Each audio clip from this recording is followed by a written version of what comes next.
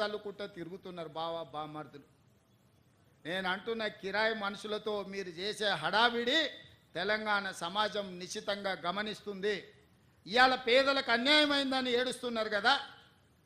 ఈ తెలంగాణ రాష్ట్రాన్ని దోసుకున్న నిధులు మీ పార్టీ ఖాతాలో 1500 కోట్లు ఉన్నాయి. ఒక 500 కోట్లు తీసి ఆ మూసీలో మునిగిపోయిన వాళ్ళకి పంచిపెట్టండి.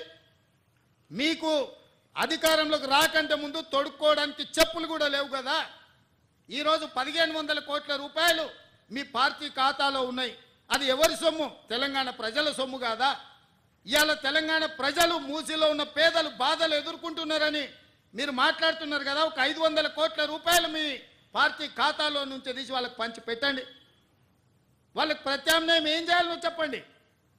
ఈరోజు ఈ ప్రభుత్వం సిద్ధంగా ఉంది వినడానికి. హైడ్రా గురించి అసెంబ్లీలో చర్చ పెట్టినప్పుడు ఈ సన్నాసులు పారిపోయినరు, మాట్లాడలేదు. హైడ్రా మీద అసెంబ్లీలో చర్చ జరగలేదా? ఆ రోజు మీరు సూచన చేసి ఉంటే ఈరోజు మీరు అడ్డగోలుగా మాట్లాడాల్సిన అవకాశమే లేకపోతుండే కదా. ఈరోజు పేదలకు ఏం చేద్దామో చెప్పండి. మీ తాత సొమ్ము మా తాత సొమ్ము ఇచ్చేది లేదు. ప్రజలు కట్టిన పన్నుల నుంచి పేదలకు ఇవాళ 12,000 మంది బఫర్ జోన్లో లేకపోతే నదీ బెడ్డులో మూసి పరివాహక ప్రాంతంలో ఉంటే 15,000 డబల్ బెడ్రూమ్ ఇండ్లు ఇవాళ మనం కేటాయించడానికి నేను ఆదేశాలు ఇచ్చిన.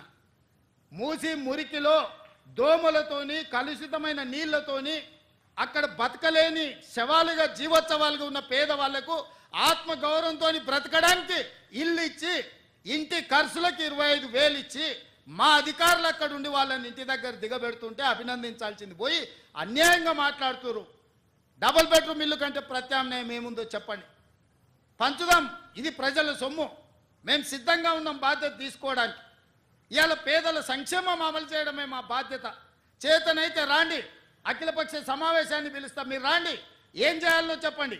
ఏది చేసినా వద్దనడం, మీ చేతగాని తనాన్ని కప్పిపుచ్చుకోవడానికి మమ్మల్ని ఏ ప్రయత్నం చేయొద్దనడం ఇది సమంజసమని నేను అడుగుతున్నా. 10 నెలలు కూడా కాలే మేము అధికారంలోకి వచ్చి. 10 ఏళ్ళు ఈ రాష్ట్రాన్ని దోసుక తిన్న మీరు ఇవాళ ఆగర్భ శ్రీమంతులు ఎట్లయినరు? మీరు మాత్రం ఫామ్ హౌజుల్లో ఉండాలి. మీ ఫామ్ హౌజులను కాపాడుకోవడానికే కదా ఇవాళ వీళ్ళను ముసుగు దొడుక్కొని రక్షణ కవచంగా పెట్టుకొని పేదోళ్ళను పెట్టి కూలగొట్టొద్దు అంటారు. ఇవాళ ఇన్ని మాట్లాడుతున్న కేటీఆర్ జన్వాడలో నీకున్న ఫామ్ హౌస్ అక్రమ నిర్మాణం కాదా? అది కూలగొట్టాలనా వద్దా నువ్వు చెప్పు. హరీష్ రావు అజీజ్ నగర్లో నీకున్న ఫామ్ హౌస్ అక్రమమా కాదా? దాన్ని కూలగొట్టాలనా వద్దా చెప్పు. సబితమ్మ నీ 3 కొడుకుల పేర్ల మీద 3 ఫామ్ హౌసులు కట్టినావు కదా. నువ్వు సబితమ్మ లేక పేద అరుపులు అరవకమ్మా. నీకున్న ఫామ్ హౌసులు కూడా లెక్కలు ఉన్నాయి. కూలగొట్టాలనా లేదా సబితమ్మ నువ్వు సలహా చెప్పు. మీకు వెనకంగా ఉన్న కేవీపీ రామచంద్రరావులై కూలగొట్టాలనా వద్దా చెప్పు. ఇవాళ అక్రమంగా ఫామ్ హౌజులు నిర్మించుకొని మీ ఫామ్ హౌజుల మీద ఎక్కడైతే తొలగింపు ఏటు పడుతుందో మీ ఫామ్ హౌజులు కూలుతాయని చెప్పి ఇవాళ పేదలను రక్షణ కవచంగా పెట్టుకొని ఇవాళ మీరు నాటకాలు ఆడుతున్నారు. నల్ల చెరువులో ప్లాట్లు వేసి అక్రమంగా అమ్మినోడు మీ పార్టీోడు కాదా? మూసి నది ఒడ్డున ప్లాట్లు వేసి పేదలకు 10 లక్షలకు 100 గజాలు అమ్మింది మీ సన్నాసులు టీఆర్ఎస్ నాయకులు కాదా? ఇవాళ 100 గజాలు 10 లక్షలకు నల్ల చెరువులో సున్నం చెరువులో ఇవాళ మూసి నది ఒడ్డున మీరు ప్లాట్లు చేసి అమ్మి ఇవాళ ప్రభుత్వ భూమి అని తేలంగానే వాళ్ళు ఎక్కడ మిమ్మల్ని చొక్కా పట్టుకొని మా పైసలు మాకు వాపసు చేయమని అడుగుతారో అని చెప్పి ముందే పార్టీ కార్యకర్తలని ఉసిగొల్పి ఈరోజు ఈ ధర్నాలకు దీక్షలకు తిరుగుతున్నారు.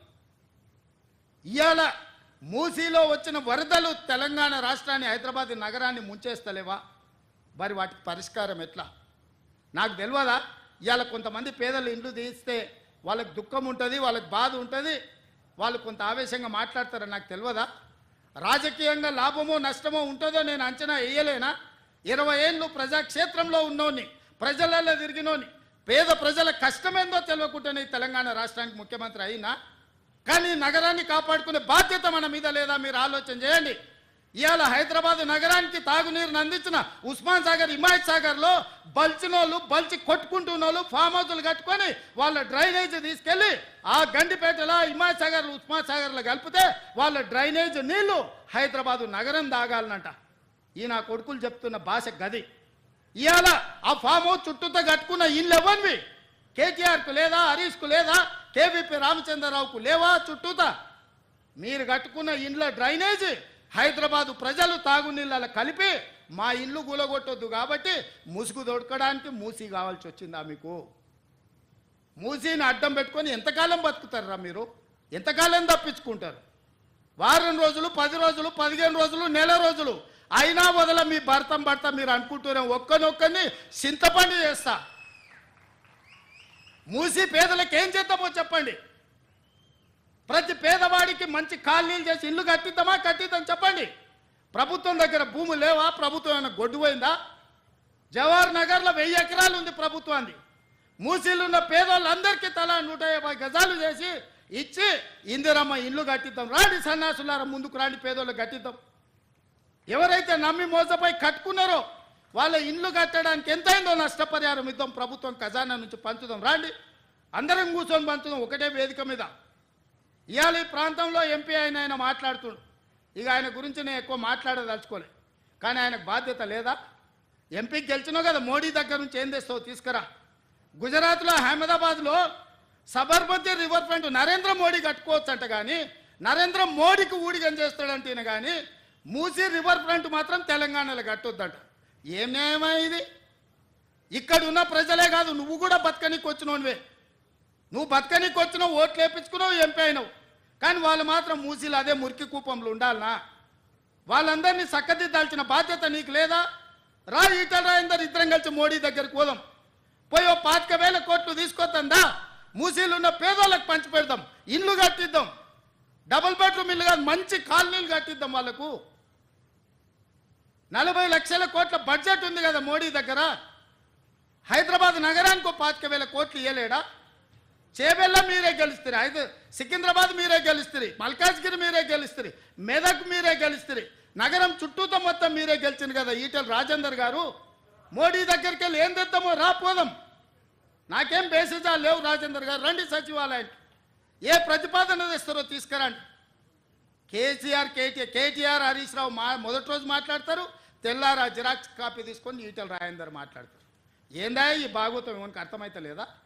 10 ఏళ్ళు వాళ్ళతో మంత్రుండి నువ్వేం వెలుగబెట్టినో తెలంగాణ సమాజం గమనిస్తలేదా? గౌరవం పెట్టుకోండి రాజేందర్ గారు. మీరు మిమ్మల్ని గౌరవించాలనే మేము అనుకుంటున్నాం, కానీ మీరు ఆ గౌరవం నిలబెట్టుకునే పరిస్థితి లేదు. మీరు పార్టీ మారినరు, వేరే పార్టీ ఎంపీ అయినరు, కానీ పాత వాసన మాత్రం మీకు పోతలేదు. ఆ గత్తర వాసన అట్లనే మీతో కొడుతుంది, గత్తు వాసన. నేను ఇవాళ సూటిగా వారికి సూచన చేస్తున్న ఈటల రాజేందర్ గారికి, మూసీ పరివాహక ప్రాంతంలో ఉన్న పేదలకు ఇళ్ల పట్టాలతో పాటు ప్రధానమంత్రి ఆవాస్ యోజనలో ఇల్లు కట్టిద్దాం. మీరు రాండి, నరేంద్ర మోడీ దగ్గరికి వెళ్దాం, నేను వస్తా, నా మంత్రివర్గాన్ని మొత్తం తీసుకొని వస్తా. మాకేం బేసిజాలు లేవు నరేంద్ర మోడీ గారిని కలవడానికి. వారు ఈ దేశానికి ప్రధానమంత్రి. మనం లక్షల కోట్ల రూపాయల కేంద్రానికి పన్నులు కట్టినాం, 25,000 కోట్లు ఆయన దగ్గర తీసుకొద్దాం, మీరు రండి. అదేవిధంగా హరీష్ కేటీఆర్ కూడా నేను చెప్తున్నా, మీరు ప్రతిపక్షం అంటారు కదా, రండి సచివాలయం 4 రోజులు కానీ లేవకుండా కూర్చుందాం, చర్చ చేద్దాం. చెరువులు ఆక్రమించుకున్నోడు ఎవడు? చెరువులు ఆక్రమించుకున్నోళ్ళు ఎవరు?